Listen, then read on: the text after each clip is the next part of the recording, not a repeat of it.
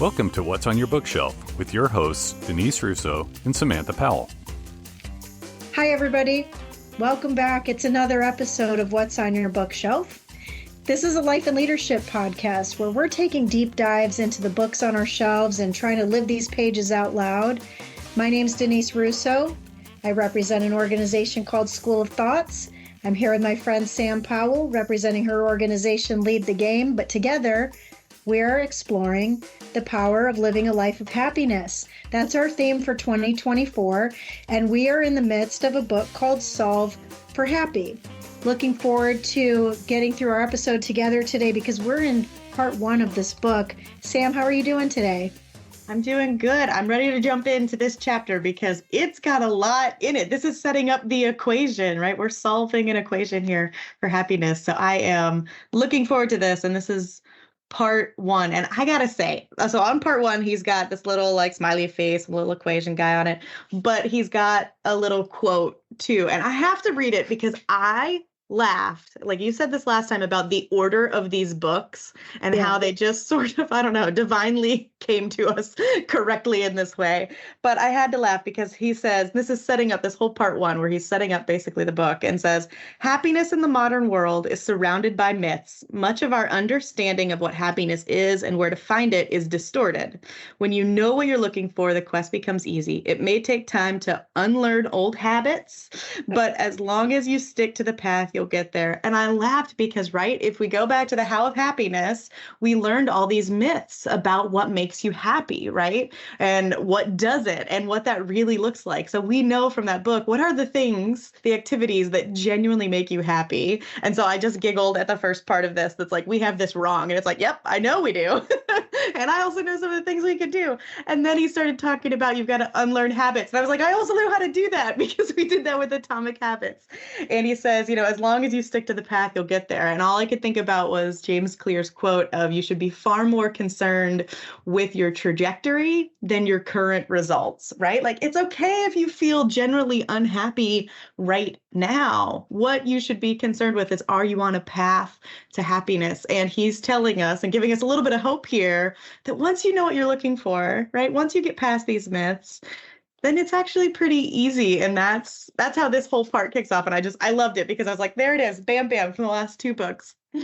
I highlighted the same exact part to get us started, and I laughed as well. So if you can imagine, friends, that there's a bubble, and inside the bubble is where happiness lives, and outside the bubble are these myths that are bumping into it. They're crashing into it. They want to break into it. Happiness may be surrounded by myths, and myths try to make you see happiness in a distorted way.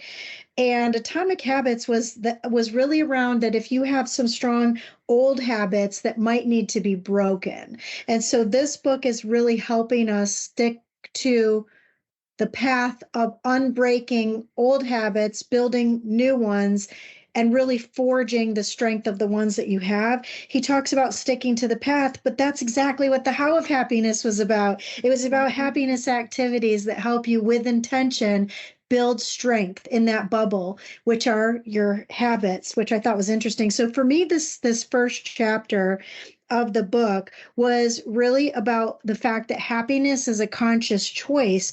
And the reality is you want to be happy. Who would ever say, nope, I don't want to be happy. Everybody wants to be happy, but you might be looking in the wrong places for happiness. We touched upon that a little bit in the last episode about where are you looking for your happiness?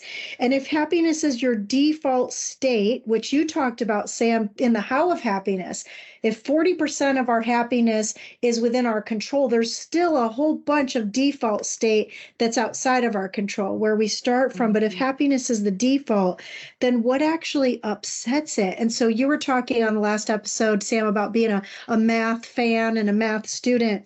And so he gives this equation that the happiness equation is that it's greater than or equal to your events minus your expectations. And I thought that was really an interesting way to look at math. I have to be the first one to say that I was never good at story math questions on tests, but I got this one. Events minus your expectations of them is less than or equal to your happiness. It's all about our thinking, our beliefs, our actions, our results that come from those, which we talk about time and again on all of our episodes, that everything starts in our thoughts and that we have to unlearn and relearn some of those things. And so for me, this whole first chapter was about ikigai and finding the balance that you need to live a life of happiness. And he says here that we long for an elusive goal of satisfaction, contentment, and peace, which is also known as happiness. Mm-hmm. And it's interesting because he starts this chapter off making the argument that happiness is our default state, right? That as human beings, happiness is our default state. And he's saying that happiness is the absence of unhappiness. And I thought it was interesting that he used like babies as an example. So like babies are just happy unless something is causing them unhappiness, right? Like they need food, they're uncomfortable, they need something to change to just get them back to their default state. But it's like as soon as you take care of that need, they're back to their default state of just content and happy. And so he's making this argument from the outset of this book is that we are meant to be happy because that is actually our default setting, which I thought was really interesting. Like, what did you think about that? Do you believe that? Do you buy into that idea? What I took from it is that you don't need a reason to be happy, but you do need a reason to not be unhappy. Say that again. Okay, so you don't need a reason to be happy, but you do need a reason not to be unhappy. So in other words, the default state is that you are wired to be happy. So you need a reason not to be unhappy. In other words, when things happen to us, we don't have a reset button he talks about in the book. We have the ability to unlearn and reverse the effects of what went wrong in a certain path. Now, in the example of a baby can't change itself. A baby can't feed itself. It needs external forces to be able to provide the comfort, the peace, the satisfaction that's needed there. But when you have to solve for this. One of the things I wrote down is that you don't defer happiness. Like when I am blank, then I will be happy. So for a baby, they may not even know, oh man, when my diaper gets changed, I'm going to stop crying. It happens by default because now they're not wet or now they're less uncomfortable. But when we think about things like how we shared last time in the beginning of the book, he said how he built up his career. I know for me, there was probably young in my career when I thought, oh, well, when I have this other title, well, then I'll be happy. Well, when I make this certain salary, well, then I'll be happy. Well, when I have this house in this neighborhood in this place, well, then I'll be happy. When I get married, then I'll be happy. When I have kids, then I'll be happy. When my kids are in college, then I'll be happy. If you're always waiting for tomorrow, you can never celebrate the joy of today. And tomorrow is not promised. I often talk about with you, Sam, and with our friends that there are things in our life that bring us happiness. And if we wait for tomorrow, we're going to miss out on today. And I share the story often of my friend Wendy and the struggle that she's gone through experiencing very severe cancer. And I look at her life and I have learned through the books we're reading, the podcasts we're sharing, but watching her life, that she finds things in every day that just make her happy and she relishes in those things. And so for me, music is one of those things that makes me happy. I'm curious for you, what's something for you, Sam, on a normal daily basis that just brings you happiness? I think for me, like I really enjoy just spending time with people that I love, right? Like having a conversation. I love to hear what's going on in people's lives. So, the simple thing is like when my son comes home from school, asking him, how was your day?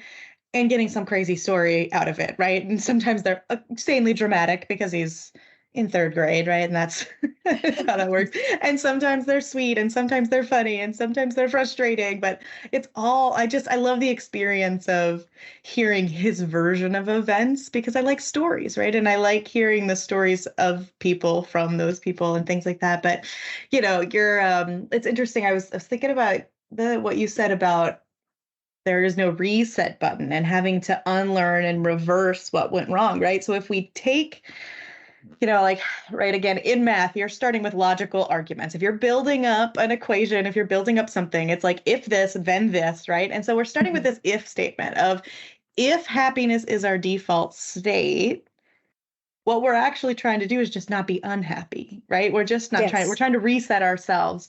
And right, we don't have that button. And you're saying, right, that it's about your thoughts. It's about how you approach, the circumstance around you. It's what you think about it. It's how you react to it. And, I see this a lot because he says we don't have the reset button, but that unlearn and reverse what went wrong and what happened along our lives. And so if you think about this argument of default state is happy, and if you don't feel happy, then it's, well, what's causing unhappiness, right? What are those driving factors? And it's interesting, like I see this in coaching all the time. We talk about limiting beliefs with people. Someone will be like, oh, I don't think I could ever do that. And it's like, well, why couldn't you do that? And as we peel back the layers with people, you find that they've got some sort of thought process, right? Something happened in their life or happened multiple times in their life that gave them this perception of reality, right? It's not really what's happening, but it's because of how many times something's happened, right? You're skewed and you think that that's what's going on. And so when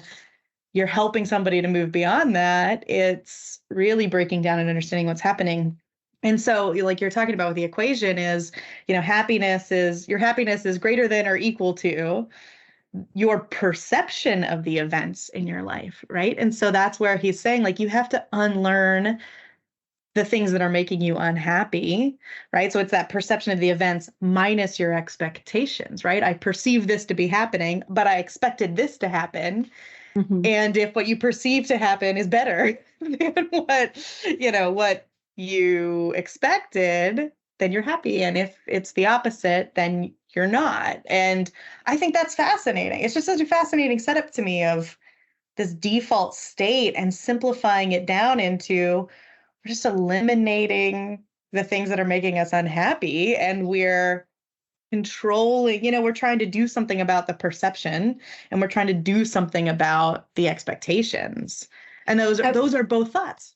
Yeah, I think so. And I wonder if some of it comes from how we define success, because he talks about this in two opposite sides of a coin. So the first part he talks about is that success is not an essential prerequisite to happiness, but while success doesn't lead to happiness, happiness does contribute to success. And so what I was thinking about when I was reading that is that when you think about success is not an essential prerequisite to happiness, well, this actually has me thinking about a couple of things. For example, how many celebrities have committed suicide, gotten divorced, been on drugs? They have what society says is success. They've got money, they've got fame, but at what expense to their happiness?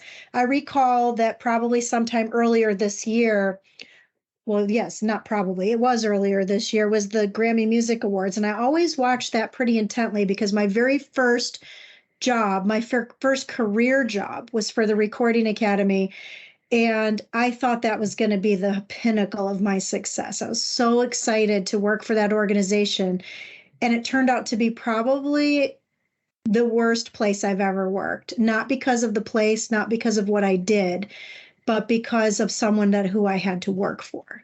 And so that idea of success was somewhat shattered for me. But the point of the story is, whose success are we looking at to build our own success? And this year at the Grammys, I recall there was a time in the award show where someone was winning a very, very prominent, significant award. And this person has millions, if not billions of dollars, sold tons of records, lots of success in the industry. And when the person went up to give their speech was around the lack of success, or their distaste for the Academy for not giving somebody else a so-called deserved award. Mm-hmm. And it was sort of distasteful the way that speech came across, because his success was not tied to his happiness. It was clear he was very unhappy. and yet had success, money, and he was standing there with the trophy, with the Grammy, and not just a regular Grammy, like a very significant award. And so on the flip side, when Mo talks about success doesn't lead to happiness, but happiness does contribute to success, he does share some facts in here where he says that where there are people that basically have all the pillars of Ikigai, people that love what they do, they're good at what they do, they're surrounded by people they love doing it with, and they're doing something that makes a difference in the world. Those are those 4 pillars. He pretty much talks about that and says that this is one of the ways that you can remember to solve for happy. It's about positive intelligence. It's about how coaching can help businesses and professionals be more successful.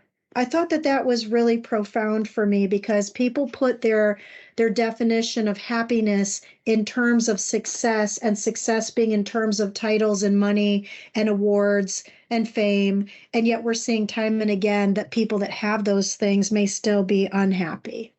Yeah.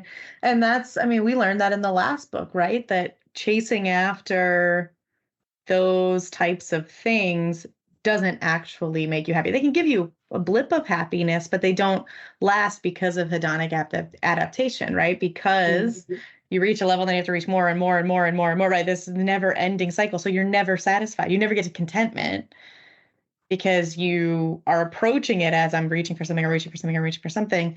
And it's interesting, right? Because it's, you know, what he's saying is the 2 big factors going into happiness are your perception of the events of your life minus your expectations of how life should behave, right? So I think about your Grammy story, right? The person's unhappy. It sounds like, I don't know, I missed the Grammys, so I didn't watch it, but it sounds like they're unhappy because their perception of the events that were happening, you know, was less than the expectations of how it should have gone, right? And so therefore the scale was tipped, and the scale was tipped to unhappiness, right? And you know, that's interesting. That's a good example of what this looks like, right? This person who should have, for all intents and purposes, been really happy, but wasn't because, you know, they felt like something sounds like potentially unjust or not right, you know, based on what, you know, what they perceived to be happening. And so therefore we're unhappy despite a situation where they should have been happy. And that's that's what Mo says, is that remember, it's the thought, not the actual event, that's making you unhappy. It's how you're thinking about it, how you're perceiving the events of your life versus how you expect life should behave. Yes, right? Yes. I'll give you an opposite story. Same show, another artist goes up.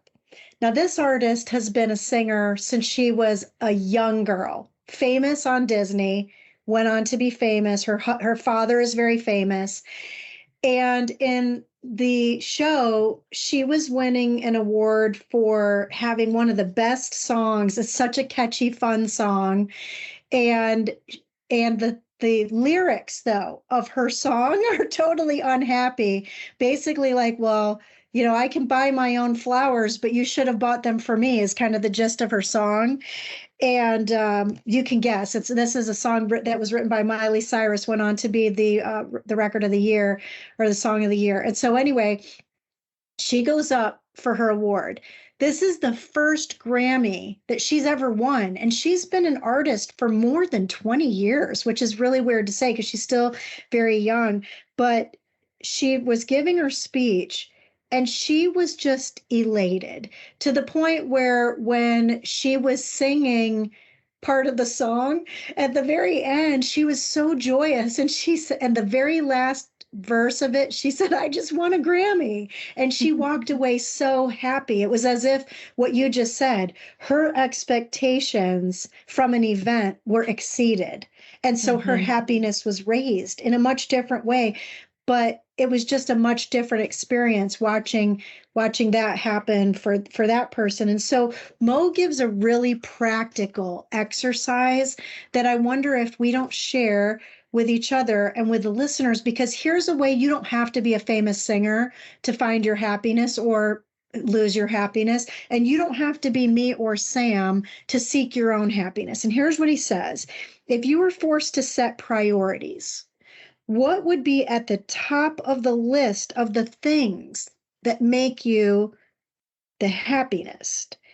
And so I did this exercise. In the book, he says, I feel happy when blank. And I started writing down some things. So maybe for you that you're listening, write that down. I feel happy when blank. He calls it a happy list. And I'm not sure if you did it, Sam, but I did it. And I thought about this, that if I was forced to set my priorities, if there was nothing else I could do, what would make me the happiest? And for me, none of it had anything to do with my career. It had everything to do with my faith, with my family, and the things that I get to see and experience in the world, whether it be water or a sunset or a beautiful painting or something like that, or listening to wonderful music.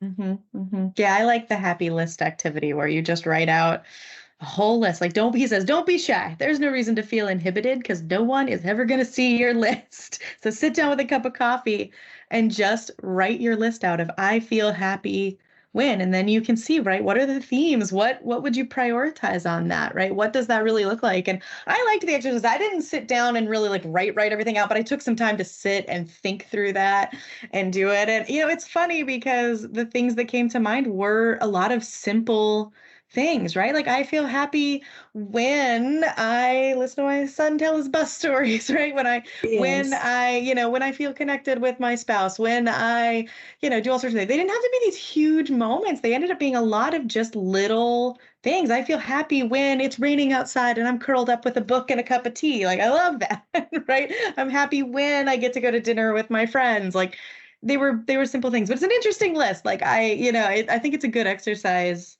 to do because it gives you an idea of like, right, when do you feel that happiness, right? What are those things? And it's interesting, I think, to think of it too, of those are all also often the things in the moments where you have an absence of unhappy things happening, right? It's like, oh, like I'm able to take time to sit and read a book on, a rainy day or whatever, right? Like there's just an absence of unhappiness going on in those moments too. So it was an interesting activity, and I definitely encourage people to do it. And it's interesting, he finishes this chapter talking about pain versus suffering, which was an interesting like pivot. We start talking about like the default, happiness is our default state. What's the equation that really sets that up? Knowing that it's your thoughts. And then he leads into pain versus suffering, which I thought was like, what did you think about that? This one was a tough one for me because this chapter is like a roller coaster, my friends. Like be prepared when you get this book, read it and then reread it. I'm a highlighter and I am a write in the book person and I am a tag the pages person. And this one was interesting for me because he talks about this whole beginning of here's the happiness factor, but then he said, here's the tricky bit. It's not the events that make us unhappy. It's the way we think about them that does. And when we got to this part about pain versus suffering, he talked about these stories that we replay in our minds over and again. And it really made me think about my mom. My mom is my best friend. I love her. She's the most peaceful, kind, loving, generous, wonderful human being that has ever walked on the face of this earth, bar none. I'm sure other people might say that about their mom, but they haven't met my mom then because they would know that she's the one.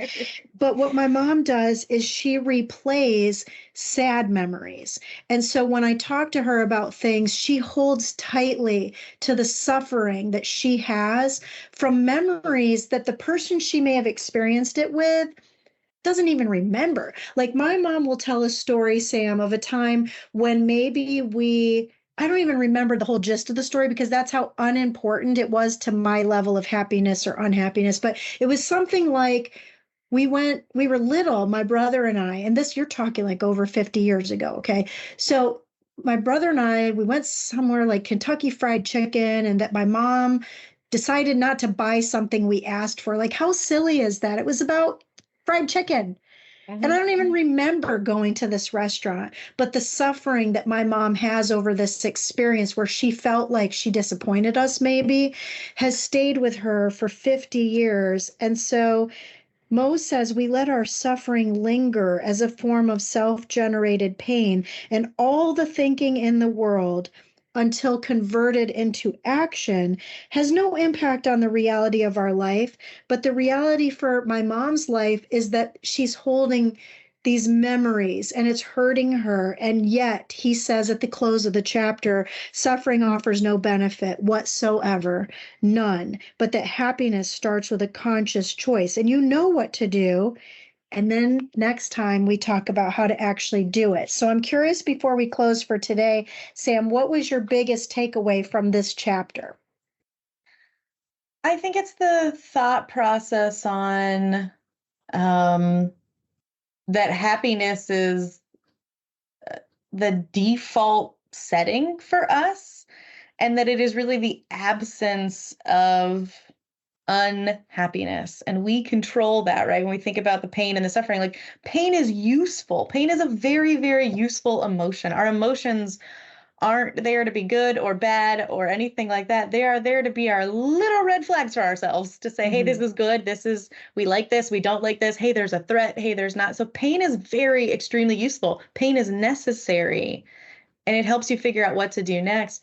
But knowing that, like, okay, if my default state is happy, what am I doing to cause unhappiness? What am I doing to stay in unhappiness? What am I doing to suffer by not releasing thoughts, by not processing through this? And I see people do this all the time, where they get stuck and they stay in this state of just unhappiness. And it's so unnatural. And we know that it's unnatural and we feel that it's unnatural, but it's like, we can't let it go. And it serves us not at all, right? So I think that that's really my big takeaway, is that happiness is the default.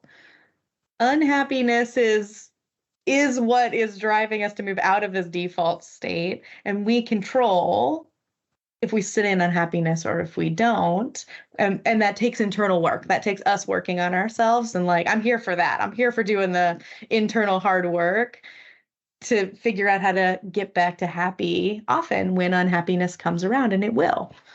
Absolutely. I think for me, I go back to thinking about that original bubble I was mentioning when we started, which is we can be afraid that things are trying to attack the bubble of happiness, or we can be satisfied knowing we're in a bubble that is protected, that's preventing those myths from entering into our happy state. So next time, we're going to talk about chapter 2. So that's still in part 1. I tell Sam off of our microphone, friends, that I keep getting messed up on these chapters because there's so much goodness in this book, and I can't wait to read it and reread it and then reread it again.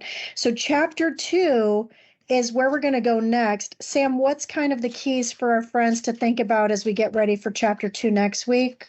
Yeah, chapter 2 is called 657, which talks us through the different states that we sit in, which was really interesting, and then goes into really the setup for the second part of the book and, the other parts, because that's what each 6, 7, and 5 are, the other parts of the book. So a little bit of mystery there for you on what that's all about. We'll talk about it next time, and we'll talk about really the different states that we sit in as humans, which I thought was really interesting. So I can't wait to get into that. Me too. So next week, joy, happiness, escape, suffering, confusion. It's sort of like a Roku special, all tied in one. Drama, suspense, comedy, sadness, action, adventure. We hope you'll be with us. It's been great being with you today, Sam. Thanks so much for being here with me. My name's Denise Russo. I've been here today with my friend Sam Powell. We hope to see you next week on another episode of What's on Your Bookshelf.